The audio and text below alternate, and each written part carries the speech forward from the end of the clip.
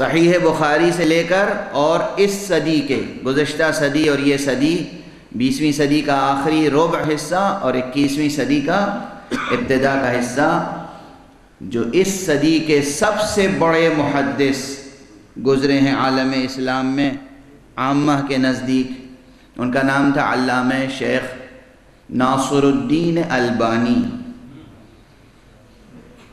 واقعا نابغہ شخصیت تھی، پروردگار انہیں جزائے خیر عطا فرمائے۔ میں دل سے دعا کرتا ہوں ان کے لیے۔ سلفی مسلک کے تھے، اہل حدیث تھے، مگر محب علی تھے۔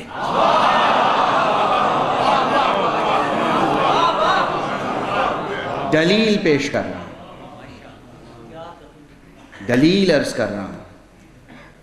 انہوں نے بڑی جاں فشانی کے ساتھ تمام سرمایہ حدیث کو ایک ایک حدیث کر کے اپنے علوم شرعیہ اور اپنے علم درایت و علم رجال و علم مصطلح الحدیث کی روشنی میں، اپنی فقہ، اپنی اصول فقہ کی روشنی میں ایک ایک حدیث پر دوبارہ محاکمہ کیا ہے۔ اجتہاد دوبارہ انہوں نے لکھ دیا صحیح، دیکھیں ہم بھی صحیح ہے کہ نہیں۔ انہوں نے کہہ دیا ضعیف، دیکھیں ہم بھی ضعیف ہے کہ نہیں۔ اجتہاد اسی کا نام ہے۔ میں انہیں مجتہد مانتا ہوں۔ ایک ایک حدیث پر صحیح بخاری، صحیح مسلم، سنن ابن ماجہ، سنن نسائی اور جتنی مسند امام احمد ابن حنبل، مستدرک امام حاکم نشاپوری، جتنی کتابیں، ابو داؤد، ابن ماجہ، جتنی کتابیں ہیں، تمام کتابوں پر از اول تا آخر علامہ شیخ ناصر الدین البانی نے تحقیق کی نظر ڈالی، اور اس کے بعد 2 ضخیم انسائکلوپیڈیا تصنیف فرمائے متعدد جلدوں میں۔ ایک سلسلہ تصنیف کا عنوان ہے سلسلۃ الاحادیث الصحیحہ، یعنی صحیح حدیثوں کا سلسلہ۔ دوسری ہے سلسلۃ الاحادیث الضعیفہ، ضعیف حدیثوں پر۔ 2 انسائکلوپیڈیا، بالکل انہوں نے صاف صاف مجلدات ہیں اس کے، جلدوں کی جلدیں ہیں، اور دنیا کے ہر اسلامی ملک میں اویلیبل ہیں اس وقت۔ اس میں کس اہتمام کے ساتھ، کس جرأت کے ساتھ، کس دیانت داری کے ساتھ انہوں نے بعض مشہور حدیثوں کے لیے لکھ دیا کہ یہ لیس بشیء، یہ کچھ ہے ہی نہیں، یہ صحیح حدیث نہیں ہے، جعلی ہے، وضعی حدیث ہے۔ لکھا ہوا پہلی ہی جلد اٹھا کے دیکھیے، ایک حدیث بار بار نقل کی جاتی ہے کہ حضور نے فرمایا کہ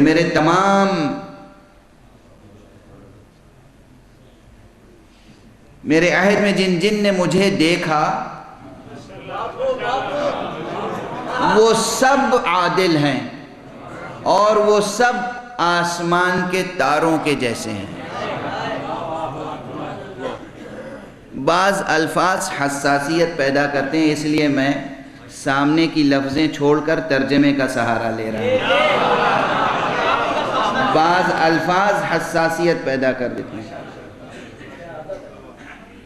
کہ حضور نے فرمایا کہ جس نے مجھے دیکھا اور مجھ سے کچھ سنا وہ سب عادل ہیں، اور ان میں سے کسی کی بھی پیروی کر لو کافی ہے، اور وہ سب آسمان کے ستاروں کی مانند ہیں۔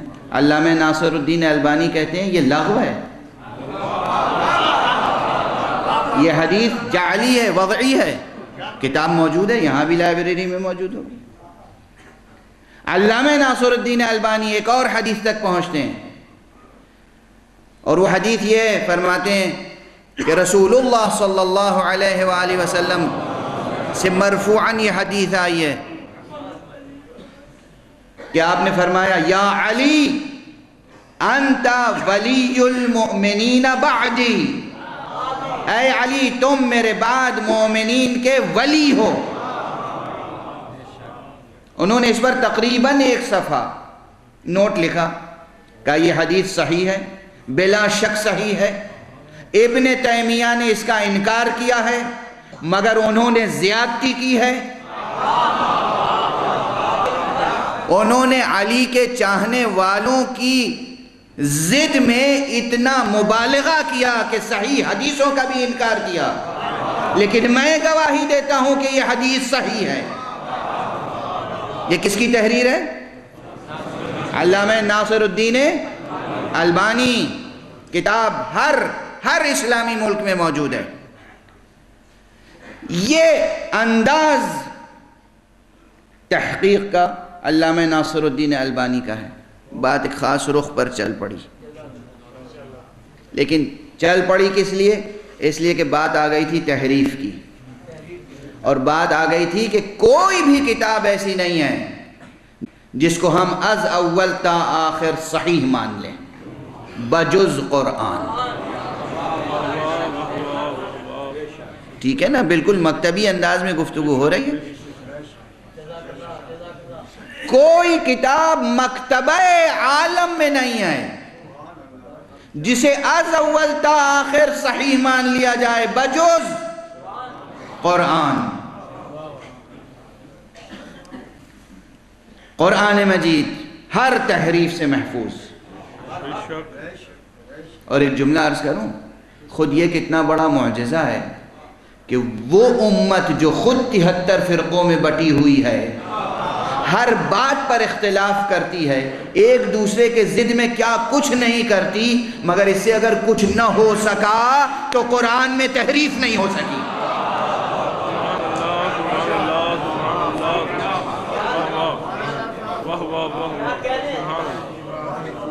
ایک کی ضد میں ایک کیا کچھ نہیں کرتا۔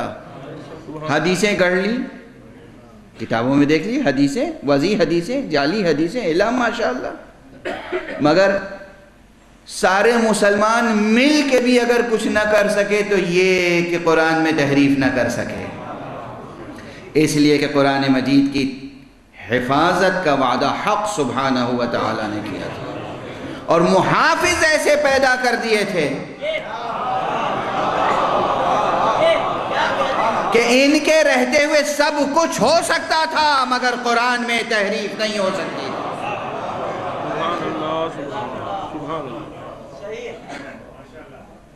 علی امام ہیں، علی امام ہیں، علی امام ہیں۔ اور امام کے معنی کیا ہوتے ہیں؟ امام کے معنی کیا ہوتے ہیں؟ علی وصی رسول ہیں، وصی کے معنی کیا ہوتے ہیں؟ مگر ممکن ہے کہ وصی موجود ہو اور موصی کی میراث میں تحریف ہو جائے۔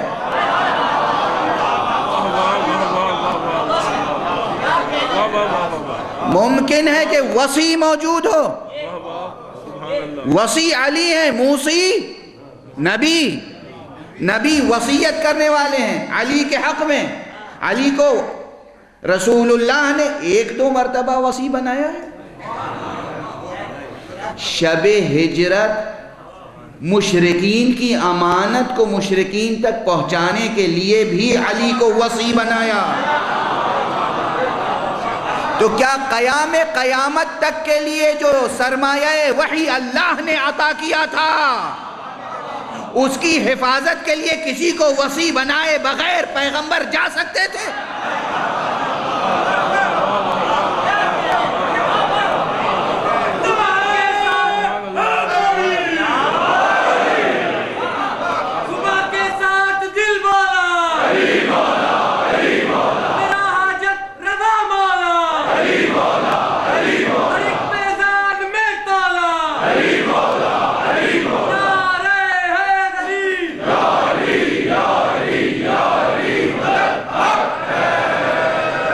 ممکن ہے یہ نبی جو امین ہے، یہ نبی جو صادق ہے، یہ نبی ایک شب کے لیے مکہ چھوڑ رہا ہے، ایک شب کے لیے اپنا وصی بنا کے جا رہا ہے کہ جن کی امانتیں ہیں ان تک پہنچا دینا.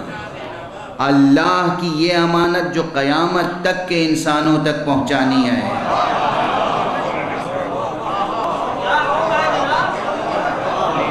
قرآن قرآن قرآن اللہ کی امانت ہے.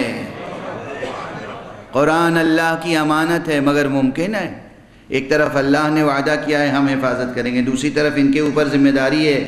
ان کی نبوت 500 سال 1000 سال 2000 سال کے لیے نہیں ہے. جناب ابراہیم کی نبوت ایک مدت کے لیے تھی، جناب موسیٰ کی نبوت ایک مدت کے لیے تھی، جناب عیسیٰ کی نبوت ایک مدت کے لیے تھی.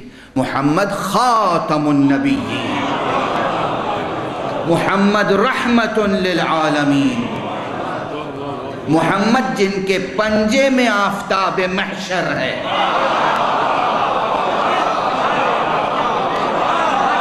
صلی اللہ علیہ وآلہ وسلم.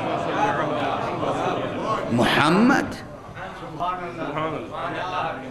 قیامت تک کے لیے امانت حق اس امین کو محفوظ رکھنا ہے. تو اسی لیے اللہ نے بھی انتخاب علی کا کیا، رسول نے بھی انتخاب علی کا کیا، دونوں نے انتخاب علی کا کیا. علی امام ہیں، علی وصی ہیں. اس لیے علی سے امام کس لیے امام ہوتا ہے؟ دین کی محافظت کے لیے ہوتا ہے نا. امام دین کی محافظت کے لیے ہوتا ہے. تو اس امام سے تخت چھینا جا سکتا ہے، تاج چھینا جا سکتا ہے، خزانہ چھینا جا سکتا ہے، زمین چھینی جا سکتی ہے، باغ چھینا جا سکتا ہے، اس کو تکلیف دی جا سکتی ہے، اس کو قتل کیا جا سکتا ہے، مگر اس کے رہتے ہوئے دین برباد نہیں ہو سکتا.